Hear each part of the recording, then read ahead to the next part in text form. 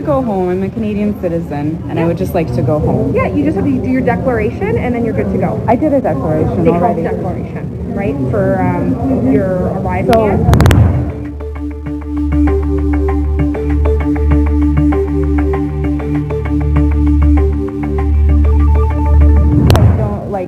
I have to do that to be able to just go to my house that I own in Canada? You don't have to do it, but if you don't do it, there is subject to a fine. But what does that mean? Like, how would they even find me? How would they even know, like, my information to find me?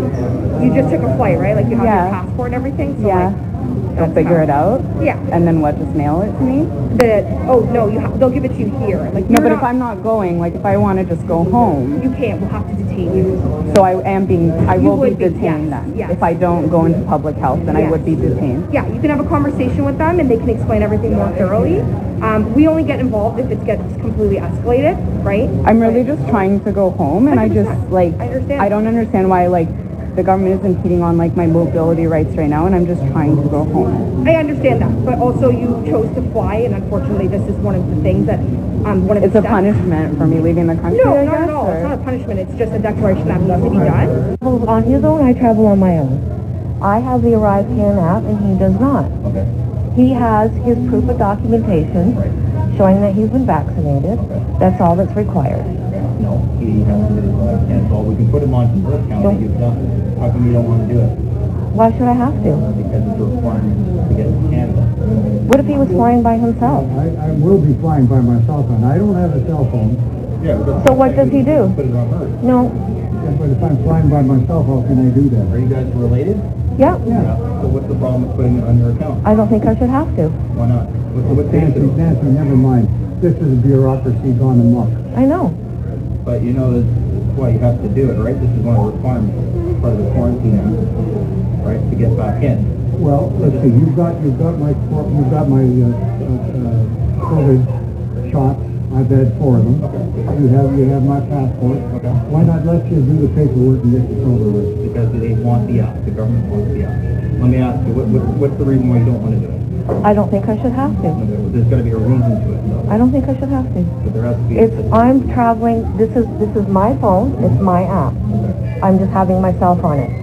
But unvaccinated, isn't that just for unvaccinated? Well, it comes down to this is what I have to do as a screening officer. I don't have the ability to make that decision. What if I don't do this?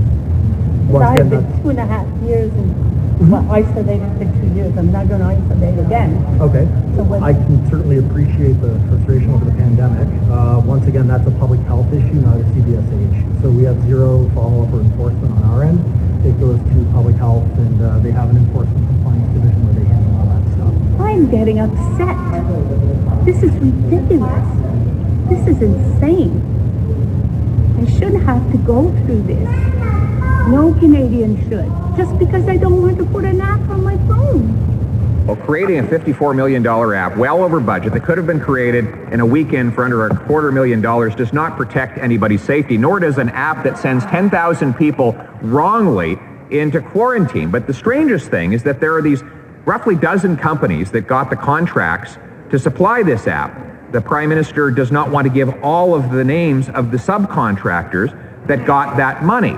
I challenge him now. Will he commit to supply this House with the list of all the subcontractors who got the money, who got rich? The Right Honourable Prime Minister. Mr. Speaker, Canadians well remembered that when this unprecedented pandemic hit us as a country, we pulled together. We had a government that stepped up to work with other orders of government to deliver all the protections we possibly could for Canadians in an unprecedented time. We were there to have Canadians' backs. While Conservatives were peddling vaccine misinformation and refusing to follow public health directives, we stepped up and made sure that Canadians had all the tools to deliver safety for them. That's what we will continue to do, Mr. Speaker.